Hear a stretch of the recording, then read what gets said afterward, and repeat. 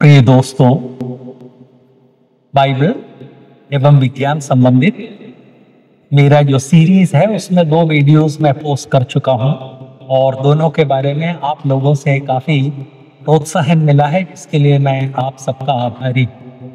पहले वीडियो में मैंने ये बात बताई थी कि लोग, खासकर नास्तिक लोग, बड़ा हल्ला मचाते हैं कि साइंस ने बाइबल को गलत सिद्ध कर दिया है। मैंने आपको ये बात बताई थी कि साइंस जैसी कोई एक इकाई नहीं है, बल्कि साइंस कई इकाइयों से मिलकर बना हुआ है।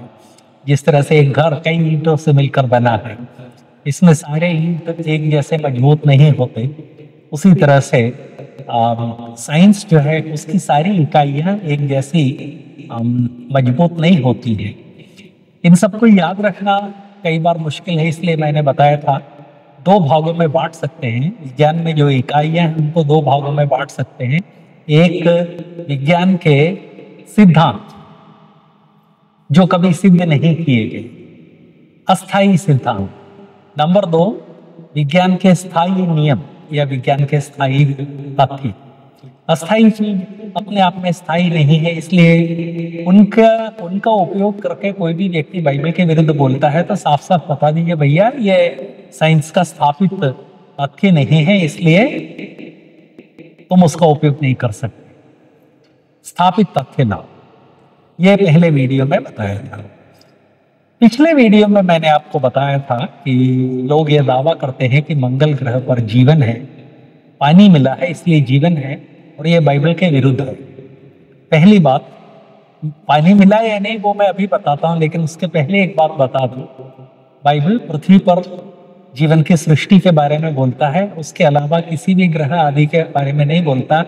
इसलिए मंगल पर नहीं, हमारे चारों तरफ जितने ग्रह हैं, जितने उपग्रह हैं और जितने तारे हैं, सबके ऊपर जीवन हो तो भी बाइबल पे कोई फर्क नहीं पड़ता है, क्योंकि बाइबल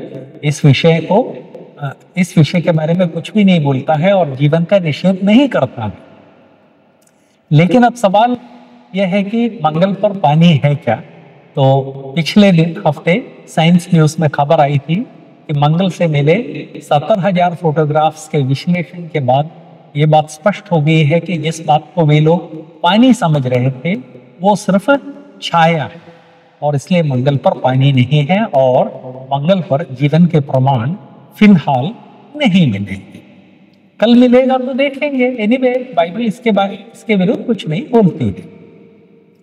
आज मैं बाइबल एंड साइंस संबंधित अगली बात लाना चाहता हूं।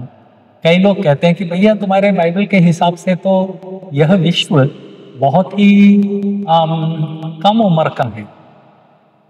सच है, जबकि वो लोग कहते हैं कि साइंस के हिसाब से 15,000 करोड़ साल पुराने हैं। तो इन दोनों के बीच में तो विरोधाभास है। कई लोग कहते हैं कि नहीं, बाइबल पृथ्वी को यंग नहीं बताती है। ये गलत बात है। यदि 10 आज्ञाओं को देखें तो 10 आज्ञाओं में निर्गमन 20 में साफ साफ लिखा है कि परमेश्वर ने 7 दिन में आकाश और भूमि और उनमें जो कुछ है सबकी सृष्टि की है। यही पद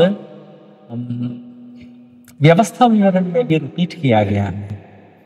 तो इस वहां से जो आकाश और पृथ्वी की सृष्टि की, माने 6 दिन में जो सृष्टि की, 7वें दिन परमेश्वर ने विश्राम किया, वहां से काफी लोगों की जीवनी उम्र वगैरह दी हुई है।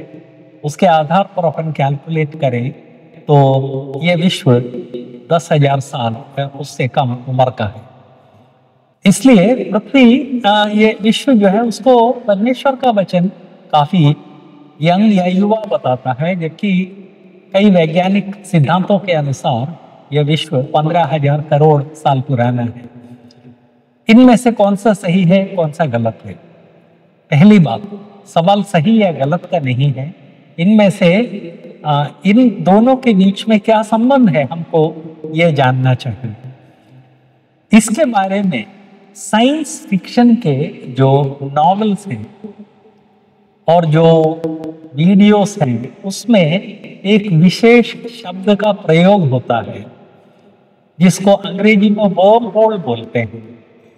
हिंदी में कहा जाए तो कीट सुरंग, कीड़े मकोड़े पेड़ों में और जमीन में जो सुरंग बनाते हैं। साइंस फिक्शन में ये कहा जाता है कि इस विश्व में इस तरह के कई कीट सुरंग है या वर्म होल्स हैं, जिसके द्वारा इस विश्व के एक कोने से दूसरे कोने में ज्यादा से ज्यादा 10 या 15 मिनट में या कुछ घंटों में जाया जा सकता है। याद रखें, विश्व का जो साइज है और विश्व की जो उम्र है, ये दोनों एक दूसरे से रिलेटेड है। जब कहते हैं कि 15,000 करोड़ साल इसकी उम्र है, तो कहने का मतलब यह है कि प्रकाश के वेग से एक कोने से दूसरे कोने जाओ तो 15,000 करोड़ साल लगेंगे। लेकिन ये जो वर्म होल है वो इस बात को बताता है कि एक जगह से दूसरी जगह कुछ घंटों में जाया जा सकता है, जिसका मतलब है कि ये जरूरी नहीं है कि ये विश्व 15,000 करोड़ साल पुराना हो। ये 15,000 करोड़ साल पुराना दिखता है, लेकिन वास्तव में नहीं है। यह है वर्म होल का कंसेप्ट। मसीही वैज्ञानिक पिछले 50-60 साल से ये बताते आए हैं कि ये जो विश्व की उम्र है, ये ज्योमेट्री के ऊपर आधारित है और ज्योमेट्री भी कई प्रकार के हैं। हम जो स्कूलों में जो ज्योमेट्री पढ़ते हैं, जो ट्रिग्नोमेट्री पढ़ते हैं, उसको यूक्लिडियन ज्योमेट्री कहा जाता है, क्योंकि यूक्लिड ने उसको जन्म दिया था। लेकिन ज्योमेट्री सिर्फ यूक्लिडियन नहीं है, उसके अलावा और भी कई प्रकार की ज्योमेट्रीज हैं। और कई लोगों ने इस बात को बताया है कि ये कोई जरूरी नहीं है कि ये विश्व यूक्लिडियन हो, ये विश्व नॉन यूक्लिडियन हो सकता है। और ये जो वर्म होल की अवधारणा है, ये नॉन यूक्लिडियन विश्व के ऊपर आधारित है। अभी तक ये सिर्फ एक सिद्धांत था, लेकिन पिछले हफ्ते साइंस न्यूज ने इस बात को रिपोर्ट किया है कि क्वांटम कंप्यूटरों के उपयोग से और आर्टिफिशियल इंटेलिजेंस के उपयोग से वैज्ञानिकों ने वर्म होल का एक खाका या उसकी एक रूपरेखा तैयार की, उसका एक मॉडल तैयार किया। सामान्य कंप्यूटर्स के लिए ये असाध्य है, इसलिए क्वांटम कंप्यूटर का उपयोग किया गया। आर्टिफिशियल इंटेलिजेंस का उपयोग करके उन्होंने जो वर्म होल बनाया, उसके अध्ययन से पता चला कि वर्म होल के एक तरफ से दूसरी तरफ डेटा भेजो तो सफलता से डेटा ट्रांसफर हो जाता है। न केवल सफलता से ट्रांसफर हो जाता है, बल्कि एक तरफ से दूसरी तरफ भेजा गया डेटा जो है वो किसी भी तरह से भ्रष्ट नहीं होता है। ये अपने आप में एक बहुत बड़ी खोज है और इस खोज के आधार पर हम ये कह सकते हैं कि जब बाइबल बताती है कि इस विश्व की उम्र 10,000 से कम है, तो अन्य तरीकों से इस विश्व के अध्ययन से देखने में 10,000 या 15,000 या कल को 50,000 करोड़ भी लग सकता है, लेकिन इन दोनों में आपस में किसी तरह का विरोधाभास नहीं है। आप कहेंगे कि ये सैद्धांतिक बात आप किसी सरल उदाहरण से समझा सकते हैं क्या? जी हाँ, इसको एक सरल उदाहरण से समझाया जा सकता है। मान के चलिए कि आपके सामने एक पारदर्शी दीवार है। पारदर्शी से मेरा मतलब है साउंड, ध्वनि एक तरफ से दूसरी तरफ जा सकती है। दीवार आपके लेफ्ट की तरफ 100 किलोमीटर दूर तक जाती है, आपके राइट की ओर 100 किलोमीटर दूर जाती है, ऊपर 100 किलोमीटर जाती है। आप इस तरफ खड़े होकर चिल्लाते हैं और पूछते हैं, भैया उस तरफ कोई है क्या, उस तरफ कोई है क्या? और वहां से कोई व्यक्ति जवाब देता है कि हाँ हाँ मैं खड़ा हूं। अब आपको उस व्यक्ति के पास पहुंचने के लिए क्या करना पड़ेगा? 100 किलोमीटर राइट साइड को या लेफ्ट को जाइए और वहां से फिर 100 किलोमीटर वापस आइए। कुल 200 किलोमीटर यात्रा करेंगे तो उस व्यक्ति के पास पहुंच जाएंगे, जिसका मतलब यह है कि आपके और उस व्यक्ति के बीच में जो दूरी है, जो आपको यात्रा करनी पड़ी, वो 200 किलोमीटर। उस समय मान लीजिए कि आपके सामने जो दीवार है उसमें कोई व्यक्ति एक सुरंग खोद देता है, तो आप उस सुरंग के द्वारा उस तरफ चले जाते हैं, तो वो व्यक्ति आपसे सिर्फ 4 फुट दूर खड़ा है, ये बात स्पष्ट हो जाती है। तो सुरंग के थ्रू जाते हैं तो वो व्यक्ति आपसे सिर्फ 4 फुट दूर है, और दीवार के दोनों तरफ चल के जाते हैं तो वो व्यक्ति 200 किलोमीटर दूर है। तो ये जो सुरंग मैंने आपको बताया था, ये वर्म होल का एक मोटा सा उदाहरण है। तो वो व्यक्ति आपसे कितने दूर है?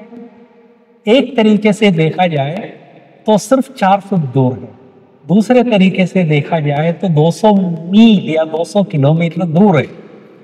विश्व के एज को जब हम स्टडी करते हैं, किस तरह से स्टडी कर रहे हैं उसके ऊपर डिपेंड करता है कि विश्व की एज क्या है। बाइबल एक नजरिए से बताती है तो 10,000 साल या उससे कम है।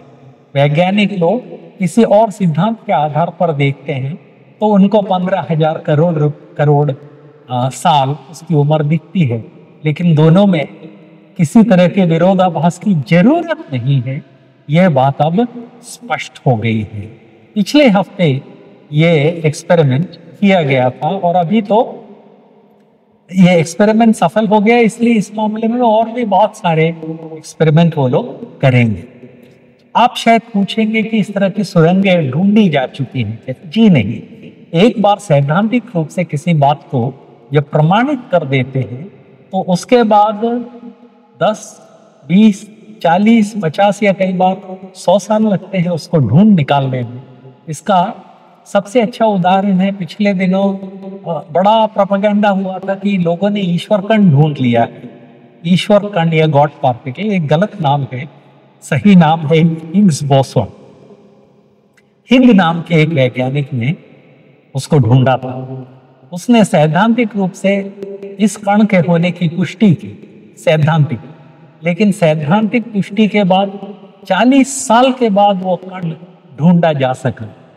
तो ये जो वर्म होल है, सैद्धांतिक रूप से पहली पुष्टि हुई है, अभी और भी पुष्टियां होनी है, उसके बाद पता नहीं कितनी दशाब्दियां लगेगी उसको ढूंढने। तो ढूंढा नहीं जा चुका है, लेकिन कम से कम ये बात अब स्पष्ट हो गई है कि पृथ्वी की एज के बारे में बाइबल में जो कहा गया है और सैद्धांतिक रूप से जो कैलकुलेट किया जाता है, उसमें विरोधाभास की जरूरत नहीं है, विरोधाभास महसूस करने की जरूरत नहीं है। इस विषय को आपके सामने इतने सरल शब्दों में समझाने के लिए प्रभु ने मेरी मदद की, उसके लिए मैं प्रभु का आभारी हूँ। मैं सरल शब्दों में इसलिए समझा पाया क्योंकि मेरा अपना फील्ड है, मेरा मैंने अध्ययन किया है क्वांटम न्यूक्लियर फिजिक्स का, मैं उसका विशेषज्ञ हूँ। प्रोटॉन्स और न्यूट्रॉन्स के अंदर जो और भी छोटे पार्टिकल्स है उनका, और उसके अलावा विश्व के एज आदि का मैंने अध्ययन किया है, गवेषण किया है, इसलिए इन विषयों के बारे में पढ़ता रहता हूँ और इस कारण आपको लेटेस्ट खबर भी दे सका, सरल शब्दों में दे सका। लेकिन अपने आप में ये आसान काम नहीं है, इसके लिए बहुत मेहनत लगती है। इसलिए मेरा अनुरोध है कि आपको मैंने आपकी भाषा में समझाया है, उसके लिए कम से कम एक आभार के रूप में इस वीडियो पर एक लाइक क्लिक कर दे, उससे मुझे पर्याप्त धन्यवाद मिल जाएगा, मुझे खुशी होगी। हाँ, नास्तिक लोग अपने नास्तिक आशयों को बहुत अधिक प्रचार कर रहे हैं। हम आस्तिक लोगों को भी करना जरूरी है, इसलिए इस वीडियो के नीचे एक एरो का चिन्ह है, उसको क्लिक करके सोशल मीडिया पर इसको जरूर शेयर करें। और यदि आपने इस चैनल को सब्सक्राइब नहीं किया है तो इसके नीचे जो सब्सक्राइब बटन है और जो घंटी का बटन है, दोनों को प्रेस करके इस चैनल को जरूर सब्सक्राइब कर लें। ये विषय आपके सामने प्रस्तुत करने के लिए प्रभु ने मेरी मदद की, उसके लिए मैं प्रभु का आभारी हूँ। और धैर्य के साथ आपने देखा और आप इसको निश्चित रूप से लाइक करेंगे, शेयर करेंगे, उसके लिए मैं आप सबको धन्यवाद देता हूँ।